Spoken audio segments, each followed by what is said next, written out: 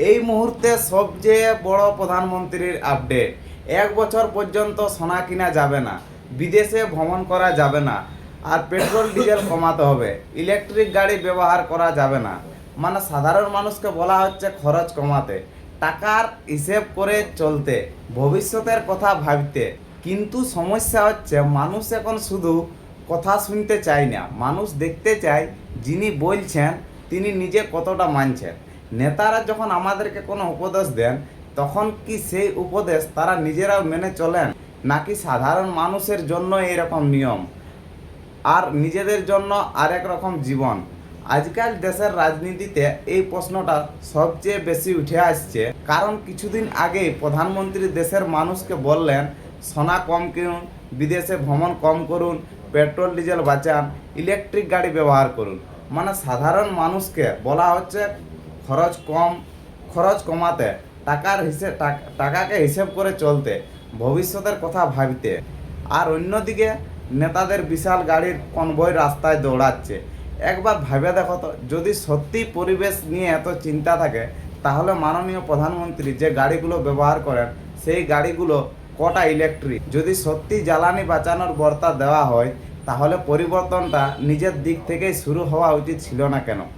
কারণ একজন সাধারণ মানুষ যদি একটা বাইক চালায় তার পেট্রোলের খরচ নিয়ে প্রশ্ন ওঠে, কিন্তু শতাধিক গাড়ির বহন নিয়ে কেউ কিছু বলবে না।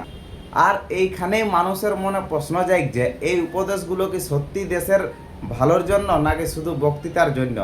আরেকটা জিনিস মানুষের খুব ভালোভাবে লক্ষ্য করেছে, যখন ভোটের সময় থাকে তখন এইসব কঠিন কথা খুব একটা শোনা যায় না, কিন্তু ভোট শেষ হওয়ার পর হঠাৎ করে জনগণকে বলা শুরু হয় এটা কমাও, ওটা বাঁচাও, খরচ কম কর। তাহলে কি ভোটের আগে সত্যিটা বলা হয় না? কারণ মানুষ রেগে যেতে পারে। একজন সত্যিকারের নেতা কেমন হয় জানেন? তিনি শুধু ভাষণ দেয় না, তিনি উদাহরণ তৈরি করেন। যদি দেশের মানুষকে বলা হয় বিদেশ ভ্রমণ কম করতে, তাহলে নেতাকেও সেটা মানতে হবে। যদি মানুষকে বলা হয় সোনা না কিনতে, তাহলে সরকারের খরচের স্বচ্ছতাও দেখাতে হবে।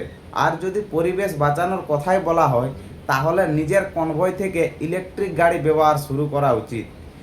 কারণ কারণ নেতৃত্ব মানে শুধু পোস্টারে ছবি থাকা না, নেতৃত্ব মানে সংকটের সময় সামনে দাঁড়িয়ে দাঁড়িয়ে দায়িত্ব নেওয়া।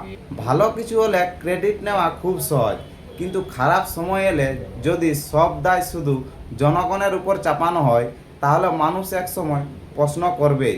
আজ দেশের সাধারণ মানুষ এমনিতেই খরচ বেড়ে যাচ্ছে, বেকারত্ব আর দৈনন্দিন খরচ নিয়ে চাপে আছে। তার উপর যখন তারা দেখে একদিকে তাদের টাকা বাঁচানো শেখানো হচ্ছে আর অন্যদিকে ক্ষমতাবানদের জীবনে সেই টাকা বাঁচানোর কোনো ছাপ নেই, তখন স্বাভাবিকভাবেই মানুষের মনে ক্ষোভ জন্মায়।